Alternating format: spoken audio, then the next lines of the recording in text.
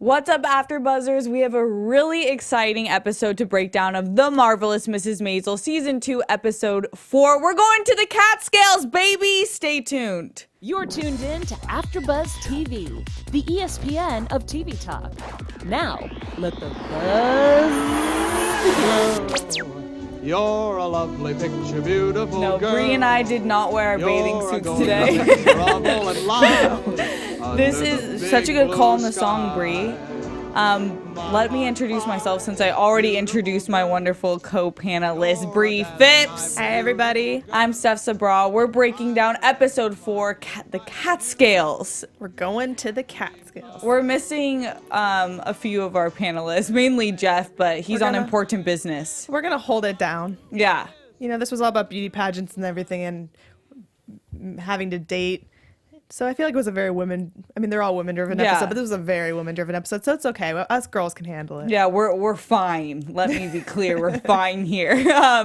But coming off of Episode 3, I think this was such a great revival of the season. We're going to be talking about basically going to the Catskills, Susie's adventure to the Catskills to meet Midge and dealing with a whole group of people that actually really care about her. And we have bathing suit competitions to talk about. Joel is kind of becoming better. And there's a new man in town. Potentially.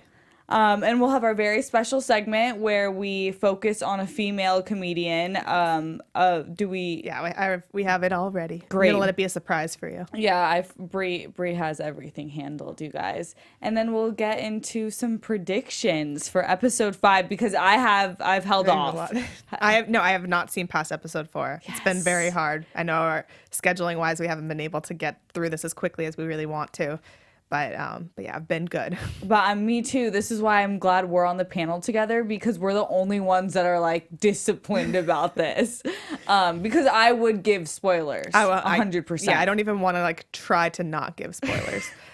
I'm also in the live chat, guys. So if you have anything that we're talking about that you want to chime with, you guys can be our third and fourth co-hosts here as well. Heck yes. What did you think about the episode? I love this episode. I mean, I definitely got a lot of Dirty Dancing vibes, and it made me really want to watch Dirty Dancing. It had so much great music in it. Moonlight Serenade was my grandmother and grandfather's song, so that one got me a little bit in the heart. But yeah, everything about it was so Dirty Dancing to me, down to like the different competitions, to the over-judgmentalness of everybody, to the theme song, the camp theme song.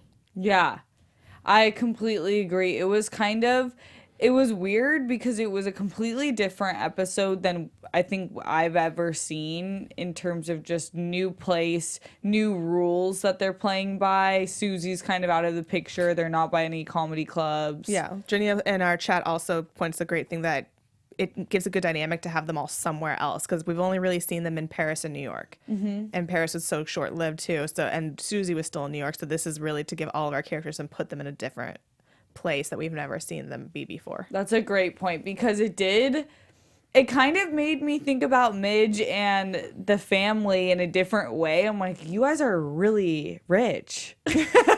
You didn't know that before? I didn't know they were that rich. They went to Paris on the snap of a finger. But let's talk about the intro scene. I really do want to touch on that with the packing and the clothes. Oh my God. I felt so hard on this part because I am terrible with packing. I always overpack. I always bring too much stuff. I'm always like trying to get my suitcase to close, and then God forbid I have to buy more things when I'm on vacation and then try to stuff it into my already stuffed suitcase to bring home. So just watching them talk about things like, do we really need that? Probably not, but let's bring it anyway. That's me, 100%. Like I am such a stereotypical girl when it comes to packing. No, I feel like every episode of the show is so well shot, but this one really made you feel like you were kind of in it, especially when they were doing the clothes and then the dad, Abe, being like, you guys don't need this. Like, you can wear the same dress every time. And it's like, no. We can't. What? Excuse me? That is spoiled, but I love clothes. Did you realize in this scene, though, how long they were going for? It was differently shot. This one was produced and written by Daniel Palladino. Because I really wanted to know because it seemed a little bit different. Obviously, he's done a bunch of the episodes, but this one seemed like there was purposeful shots in the lengths of each shot. when we got to the next scene over with Susie, and she's like, yeah, you're going on vacation. I have these tours booked for you next week. And she's like, I'm going on for 2 months. Because I've never had the lifestyle where you go on vacation for 2 months. What? I guess this was a thing because I did more research into it, and I guess this specific, there was a place where all like the upper class Jewish families would go every summer. I mean, that's basically Dirty Dancing. It's the same thing. I don't know if it was strictly Jewish, but I just maybe assumed that because now I'm blanking on her name, but Joel Grey's daughter, Jennifer Grey. Oh yeah, is Jewish. Yeah, so maybe in my head it was just also a Jewish club. But I mean, I think that it was a thing, but it's just it's so far away from anything that I ever would have known. We could never go on vacation for this long. Like, I think I went on vacation for 4 weeks one time, and I like saved up all my vacation hours for years to be able to do it. And got like special, and even that, like I started getting like stir crazy for being on vacation for so long. I don't understand. But before we get into the resort, there was a scene that the very, very intro, the To Kill a Mockingbird homage, it has to be. It was with the toys. With the toys the and the toys. music was exactly it. The scratching to the title of the episode. It was so cool because it's one of my favorite movies. And it established that they were going on vacation. It was a really defining shot, I think, for what to expect for the rest of the episode. Split second during that thought, oh, we're actually going to focus on the kids. Let's talk about the arrival to the place where they forgot Esther in the car. Multiple times, like it kept being brought up as they were trying to unpack and rearrange the furniture that she was in the car. And they kept asking, I don't know, like, what he really is. Like, he's not like a bellboy, but he's just the boy. Oh, yeah. Was this a thing? Because I need one. But they were like, oh, can you go get the suitcases and the kid? Get the kid, too. No. Okay, but I do want to know your opinion. Do you think this is kind of just like the running gag, like forgetting about Esther, and that it's not supposed to be taken so seriously, like it's, oh, Midge, that's just how she was as a parent? Or do you think it's trying to call to something greater that Midge does have a lot of maturing to do? I think it could be both. And Joel, obviously. I think it could be both because they definitely both do still have some more maturing to do. But on top of it, I think in that time period, with how much money they have, I don't think that was an uncommon thing. It's crazy to not really about. Have a relationship with your children as much as other families might. The thing I'm more surprised about is that they don't have like a nanny on hand, because like with the amount of money that they have, I would think they would have like a live-in nanny. But well, Zell does basically. That's a housekeeper though. Like yeah, it's weird. I was thinking this is the first time I was like, okay, the joke's gone. Leaving your baby in the car is a little to like a next level. It was crazy. Poor Esther. But yeah, thank you guys for joining us in the chat. We're going to get into the remainder of the episode. But before we do so, Bree has a message for you. Yes, guys, before we move on to our next episode, we just want to say thank you for making us the ESPN of TV talk, for helping us to continue to grow. We could just use some of your help. If you're watching us on YouTube right now, make sure you subscribe to our YouTube channel. Right now, we're on the comedy channel, which has so many great shows. Steph is also on SNL. And we have a bunch of new HBO comedies coming out. Smilf is coming back on Showtime. Shameless is on comedy. So many great different things you can find on the comedy channel. So make sure you hit subscribe so you don't get left out on any of that either. If you're on iTunes, give us that 5-star rating, and we'll give you a deal. You give us that 5 stars, or you comment on this video below, and we're going to shout you out on air, read out your comment. But only if you give us that 5 stars on iTunes. Yeah. Anything less doesn't get a shout out. We make deals here. We make deals. And thank you again. Being a part of AfterBuzz TV has meant so much to all of us here, and especially to me. It's given me a place to be able to talk about things with people, different shows that friends and family that I don't have. You guys have now become that for me, as well as my co-host. Plus, it's given me like a little mini family in a different area that I live in now where I don't have a family. It's given me that. So thank you guys so much for giving me that, and thank you for supporting us and doing what we love. Yes, we do love you guys. It's like the best community compared to, I don't know every single other network, but I feel like ours, it's like we know who's going to be in the chat a lot of the times. It's so fun. one thing I loved about this episode was the choreographed scenes when they were getting into the cottage that they were staying at. I guess that's what you'd call it, or Yeah. it's like a flat. Like a cottage or cabin. Yeah. That scene where they're rearranging the furniture. Like, Where you're you're- really staying. 2 months is not a joke. And then when Midge finally is outside and with Joel, I believe that scene where she's talking about how they basically rearranged everything. And Well, he comes in when they're kind of doing the introductory first who's she day on the meeting. porch with when they finally finish and he's like, you guys basically had it the same way it was, and she's like, but we proved it right. It was just a really well written scene to me. Yeah, I'm trying to remember. It was right outside, but that scene that you're talking, Might have been Abe. yeah, it might have been Abe. Yeah, Abe was so funny. This I've never seen him this excited other than post Paris. I wonder if he's always been like this on vacation. I think that he has. Like, I think he gets really excited for this, for his romper, for his tomato juice. Yeah, the tomato This juice. is his time to be the different Abe. Do you like tomato juice? I don't like it's not that I drink on like a regular, but like sometimes on a flight I'll get tomato juice. It was just so funny that If that I'm drinking was a his Bloody thing. Mary. Yeah, yeah. But it wasn't. But that scene where all the families get into the like this auditorium and they do the welcome song, that is my nightmare. Did you not cringe at the sight of that? I thought Or it were could've you a been part of fun. something like that? I wasn't a part of something like that, but I was like, that could have been fun. Like, not the part of like the judgmentalness of how the different patrons of the camp are, but I think like if you had like a good relationship and everyone was just singing like a camp, like I liked camp as a kid. Mm-hmm. Like I didn't have a family camp, but I go to camp, we sing songs. I think that's fun. It was just, I think, mixed with the judgment because this is Midge's first time coming to this summer area when everyone knows that her and Joel are divorced and basically why they're getting a divorce because of the cheating. But their judgment was so foul. But I loved that. I don't know if they said her name, but the one girl, I loved how just straightforward she was about it. Like, look, we got to pick between one or two of you, and like he's better friends with Joel than I am with you, so she's like, okay. This is something that does happen in every relationship where if you had been together long enough or you like met in college where you had mutual friends, it gets so awkward when you break up. It doesn't, but I like feel like it also depends on how you are. Like if the couple is okay with each other, like Joel and Midge are okay with each other, then like I don't understand why the outside world has to be not okay with it. Yeah. Like I could understand if it was like a really messy breakup and they hated each other and could not stand the sight of each other or be around each other, then like yeah, it's a little awkward. Maybe you have to choose sides. But if it's an amicable split and they're fine, then why do you have to choose sides? Like you don't have to. I agree. I felt so bad for her. It She is lost about the friends. couple, and they've made such great strides. She can't be in her bikini competition. They got our girl out of the bikini competition, which was another scene where I'm like, Midge is perfect. Like, what the heck?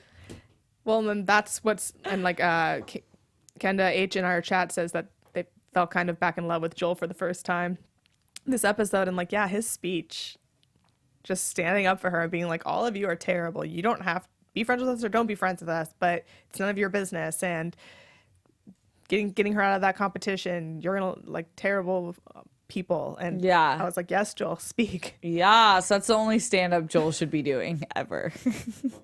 Standing up for your wife. But are they officially divorced? They're not officially divorced, no. No. Oh, yeah. So stand up for your wife. I love that. I agree with you guys in the chat because Joel had so much to make up for from last season. But all of it was, I believe, he was just really insecure. And now he's kind of finding who he is and more comfortable with himself. And it makes him so much more likable because even in the scenes with him and Abe, I died. Well, it gives him just more dimension to him as a character. It's not just like this guy who was, it took us away from, hey, this is a guy who's the stereotypical guy, cheats on his perfect wife and isn't happy with himself. And it gives you more reasons as to who he is and why he is. And now we're seeing him develop. And I think that it makes it more gray. Yeah. Yeah. Because it wasn't about More her. dimensional. It was all about him. Which is oftentimes the cause of a lot of couples and marriages cheating, and a lot of the failure has to do with yourself. But that's in anything a lot of times. Like your friendships, your work, most of the time, if a lot of problems are happening, it probably has something to do with yourself. Yeah.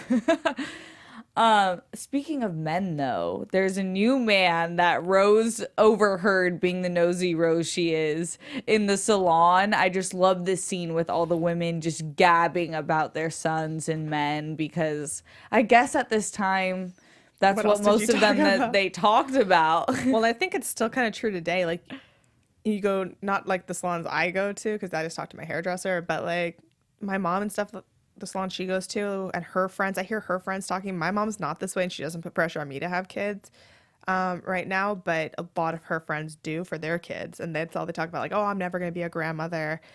And so it's still true today. Like, that's still like what I think older women are, they're waiting for grandkids, or waiting for their offspring to like form their lives. Like, Yikes. because if you were a housewife, I mean, what else did you have? Like, that was what you did, so you're waiting to see the accomplishment of that. You're like trained to think that is your existence, is kids and your kids having kids. And if your kids don't succeed, then I feel like in a way it's almost like you didn't succeed. Well, if people are shading Midge for even getting in a divorce that wasn't her problem, then imagine the shade that they throw if your kids don't reproduce. But basically she finds out that this guy named Benjamin is a highly accomplished surgeon and looking for someone weird, which is Midge. Oh my God. One, this actor looked really familiar and I couldn't pinpoint him and I didn't have time to look him up. But I know him from somewhere. I read an article thinking that. Go on though. I'm trying to find it. But Benjamin was literally the one biggest pessimist I've ever seen. And the most of anyone on the show, ironically, he's probably the one I wanted to punch the most. Really? Yes. From what scene really made you? Both of them that he talked to. Oh wait, I need you to elaborate. I love when Brie doesn't like things, because more so in the past few weeks than ever before, she's expressed her displeasure in some things, and I'm always amazed by it, because it's against popular belief a lot of the time. Because he was just so arrogant. But so is Midge. I know, but she does it in a likable way, whereas he's just, I don't know, like I can't even like really explain completely. But the fact that he did know who she was, but then like still acted like he didn't know who she was until after we got through the whole little first conversation. It's like, yeah, my mom has told me about you. It's like, so why go through the whole playing game of like, no, I don't know who you are. And then gets in the boat, refuses to row. They're both refusing to row. And then it's just floating in the water until they get back, and then he won't get out of the boat. I'm like, who are you, dude? Like, why do you think you walk on water? Maybe it's because I know Midge. So like, even though she's arrogant, even though she does these things, like I still already love her. So I can excuse that. I don't know this guy. So just right off the bat, I'm just frustrated with him, and if I was in her position, I would be super frustrated. And they set up this whole thing that this was going to be like the one girl he actually liked, because she wasn't the norm, and he still didn't like her. That's a good point. That is a good point for sure. Because it did seem like from his butt to his, we heard that from his mom, so he could be just like not interested at all. And I also thought, well, that was leading on to my little hypothesis. Sorry, what? Don't Give want to cut it. you off. No, because when they had the Joel scene, did anyone else think that he was going to be gay? Oh, because that was my first thought. Benjamin? Yeah. I guess when the mom was talking because about, she was saying that he turned down all the women, and then I thought that Midge would be one woman that he would like because she was so different, and then he didn't even like her, and then the way he walked up to Joe and said light, I was like, oh, he's gay. Oh, and then that didn't happen, but I was that could definitely be a thing, but I don't think so. He's played by Zachary Levi. Oh, yeah, and he was in a lot of things. I know Zachary Levi. Yeah, Thor, and Alias Grace, which is really exceptional. He was in Chalk. Yeah. Does musicals. Yeah. Was in Shazam. Tangled. Was in so many things. No, I know. As soon as I saw him, I'm like, he's kind of like, I don't know why I didn't like since put that this show has together. gained such a high reputation, I feel like they can pull really good actors. I just don't know why I didn't like associate him with Zachary Levi when I first saw him. I just was like, that guy looks really familiar. No, yeah, that's him. So I liked him. I think Kenda he annoyed H said me. I think he was flirting just badly. Yeah, Wait, specify, was with Joel or with me? I'm still on board with he was this. not flirting with Joel. I just think maybe I see what you're saying by the different clues that we got, but I think that he is gonna really like Midge because I think he was flirting, doing that immature boy flirting where you're like, I'm gonna be defiant. And not row this boat. I'd be like, all right, we're just gonna sit here. That's cool, because I'm not rowing. I'll row one half. This is a partnership, baby. And then we got to talk about Sally now. Oh, yeah. Sally had a whole separate excursion, and she just continuously proves why she's the best supporting actress ever. What did you think about the camp and where she found herself? Susie, you mean? Working. Susie, sorry. Sorry. Took me a second. I was like, No, I'm glad you corrected me. You took too long to correct me. One, I love that her just carrying around a plumbing tool, a plunger, is an excuse that she works there. And that she knows that. She's like, if I carry this, I can go anywhere. And they just are going to assume I work here, which is brilliant. And now I kind of want to see if I can make that work. No, I feel like that was a part of the times. Maybe. Because now we're so high security about everything. But I mean, it makes sense. Like, her main priority right now is Midge. And she really wants to focus on her because, like, she wants to make money off of her. She's her manager. That's her goal. But she's so very, even though they are friends, I don't buy her being like, we're not friends. Yes, you are. Yes. Yes, you are, Susie. That scene was so cute. But just that, you know, she needs to figure out a way to get her jobs. So she's going to go be where Midge is. And I'm glad that because if we're going to spend 2 months in the Catskills, I need Susie to be there. Yeah. I think it was a really called her smart way for Sally. the writers to get her to be part of, like, what's going on. And it's so her to be that I just degaff and will do whatever means necessary. I love that attitude. I want to channel that energy. And they were so nice to her even when they thought she was lost. It's like, that bunk's open. Did you have a bad day? Yeah, I was just plunging so much. I was worried that they were going to bully her, and they were so nice. I was like, she needs this. She deserves this, and she deserves that silver ring. We need to get each other silver rings. Sure. Or are you more of a gold gal? I go either or. Depends on what I'm wearing. Was there anything in this episode that you thought you wanted more of or was missing? I mean, honestly, like, Abe was one of my favorite parts of this episode. Just him trying to monitor what he's drinking, him with his little romper doing his morning routine, down to the fireworks scene, which I love the fireworks scene in general. Like, I loved the kind of like familyness feel we got from the three of them, Rose, Midge, and Abe, because I feel like we don't get that a whole lot. We get a lot of the bickering and not a lot of the just happy time. So that was sweet. And then watching Midge kind of see her, it just gave me, like, I know you're, like, not on board the camp? No, what's his face train? Joel. Joel train, thank you. It's okay, I called Susie Sally. But I don't know. dare There's I? still a part of me that's rooting for them. Like, there's still a part of me that's hoping he gets to overcome whatever's going on with him and gets back with her, and they have this happy family, and she kind of gets it all. Like, I think that's what I'm still kind of rooting for. They do have chemistry, and I do like where they are right now, but I think that they're just a really good partnership. But I feel love like that makes you the think best that. relationship. It does, but if they were, I feel like they're losing the sexual tension. I don't think so, because that look that he gave her when he walked by with the fireworks. She's a 10 out of 10. Did you see her in that bathing suit? I was like, what the heck, Midge? But yeah, I agree. Abe was so funny, and they're just, the level of depth in each character that they've created is so applaudable to me. Everyone, I feel like you would know what they would like. If I was in a grocery store, I would know what each of them would want because you know their personality so well. And Abe counting trying to calculate the alcohol. I'm surprised he was off on it though, since he is a mathematician, but I guess the science of that wouldn't have been as known because you need to test your blood. Yeah, I liked also that he was just eating pickles to try to counter. Well, the salt would help in the morning. Well, because they say like pickleback shots and stuff like that it helps. I just love that he's trying to scientifically stop himself from being drunk and he's losing. I love it. The only thing missing for me in this episode was obviously a stand-up scene, but I understand that they can't have that every episode. And I think after last episode with her with the wedding, I think that she might be shying away from doing it anywhere that's not a stage. That's right. She needed the cleanse. Yeah.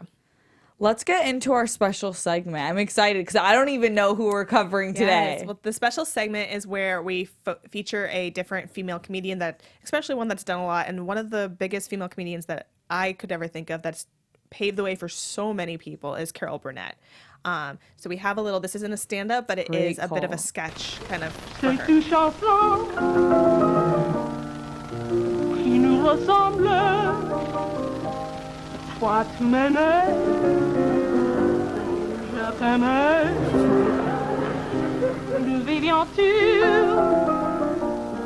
ensemble.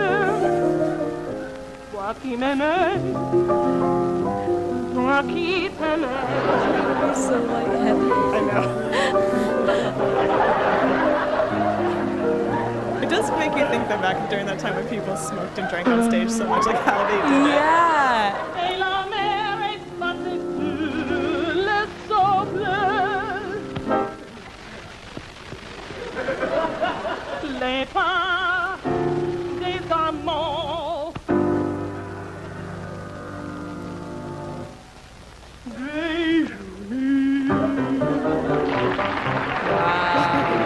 What a good throwback. So I just wanted to, she's just such a big, she had her own, she's like, I think the first female to have her own variety show that it ran for so long. Originally aired on CBS. It was the first of its kind to be hosted by a woman. Yeah.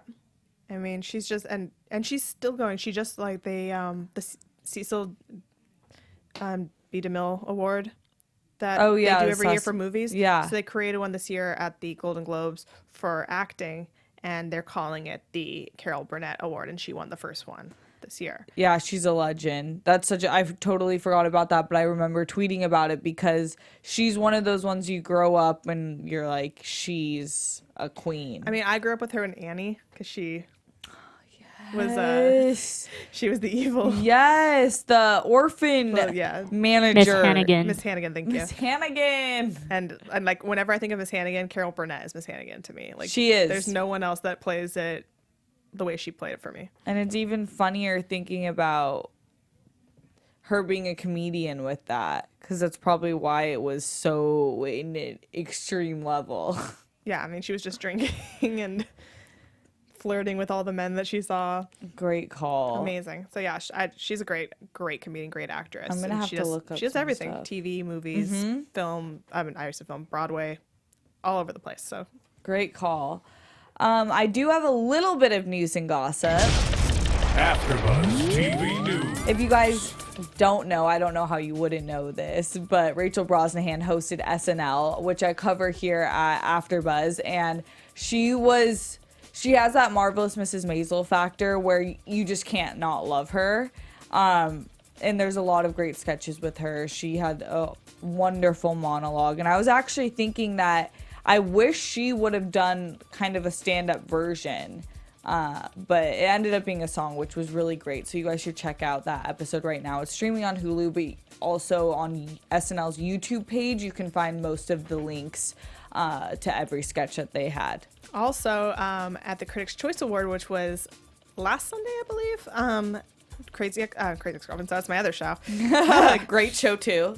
Marvelous Miss Maisel won Best Comedy Series, as well as Rachel Brosnahan winning for Best Actress in a Comedy Series. And Alex Bornstein winning for Best Supporting Actress in a Yes! comedy series. So 3 for 3. We thought she was gonna win this award we thought she had a better chance in the Yeah, because Critics' when they separate it from comedy to drama, which they don't do for the Golden Globes, it's definitely easier to win.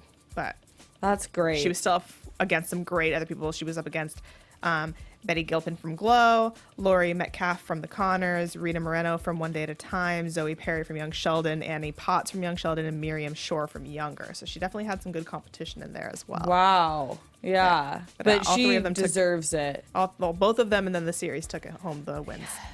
I love that the show's gaining recognition because I remember when we first started watching it when the season 1 came out, I kind of was just like, this looks cool. Like a female It was like comedian. a word of mouth thing. It was like you didn't know about it and then people told you, oh, you've been watching this, it's great, and then it kind of got around and now I think it's becoming like one of those shows that is Everyone gonna has to withstand the watch. test of time. Totally, because I think it was hard to get some people on track with it because they're like a woman comedian and Well, because today there still is a large part of the population that do think women aren't funny. yeah. Like a blanket statement, no women can be funny, which is really, it's more that there are certain women that aren't going to be your brand of humor. Just like there are certain men that aren't your brand of humor. And We have that's this really it. argument all the time in the studio, but it's so true. But I'm just glad that it's getting the recognition it deserves because from everything from the writing to the producing to the acting, it's an amazing show. So let's get into our predictions. I don't know what's going to happen next episode. We're almost halfway through the season. Okay, so I guess I'll start. I think that we're going to get another date with Benjamin. I don't know how they're going to really deal with it because it seemed really awkward, but I think both of them are kind of competitive, so they'll want to figure out a little bit more about the other person. I think there's going to be even more awkwardness with Joel involved in it. And I'm hoping we get more Susie involvement. I want the parents to be aware of Susie and what she does. I'm going to predict I'm staying with my Benjamin is gay theory. Okay. I could be 100% wrong, but I have a feeling. The show pushes the boundaries of stuff in that time period that wasn't okay. So I feel like that's something we haven't covered yet. So even if it's not with him, I do think that they're going to breach into that at some point with either a woman or a man. I would love it. But I don't know. It was just the way with the light flick when he lit the cigarette. I don't know. I could be 100% wrong. But I think we're going to explore more with him. And I do think Susie coming to the Catskills is going to maybe be the thing that disrupts people knowing about Midge. Because I just don't think that there's a way if she's trying to book her gigs up there, everyone up there knows who she is. I think this might be what leads to us kind of filtering and her parents finding out. So I think that we're going to get that pretty soon. And then I don't think Joel and Midge are going to get back together, but I think there's going to be more of these just like little encounters where he kind of realizes certain things about her that he's kind of overlooked over the years, and she's starting to realize things about him that he's changing. Yeah. I think I would love to see Midge do a stand-up there, like an accidental one, but more controlled than the wedding and call out all the critics. And more Abe and romper and drunk scenes. Oh my gosh. We do have to talk about the romper just for a quick second. I loved how they gassed it up. I'm like, is he going to be like essentially naked or in one of those singlets that the wrestlers wear? And it's a full-blown coverage. I was just dying. The part that got me the most with the romper, because we kept getting it brought up, and then we were at the pier, and it seemed like the two people may have drowned or were lost. And everybody's waiting and everyone's talking in the line. And he just looks at Joel and goes, Joel, you saw me in my romper, didn't you? Yes, I loved it. Well, I'm so excited for next episode. Until then, where can we find you? You guys can find me at Bri, BRI_Phipps, PHIPPS on Twitter and Instagram. You can also find me Sundays at 6 p.m. covering Crazy Ex-Girlfriend. We're in the final season for that show as well. Another great female written, directed, starred comedy. Yes. You guys can find me on Instagram and Twitter at Steph's Abroad. Thank you guys so much for tuning into this episode. We will see you for episode 5 coverage very Which is soon. on Thursday. Yes. Bye. Our founder, Keven Undergaro, and me, Maria Menounos, would like to thank you for tuning in to AfterBuzz TV. Remember, we're not just the first, we're the biggest in the world, and we're the only destination for all your favorite TV shows. Whatever you crave, we've got it. So go to AfterBuzzTV.com and check out our lineup. Buzz you later. The views expressed herein are those of the hosts only and do not necessarily reflect the views of AfterBuzz TV or its owners or principals.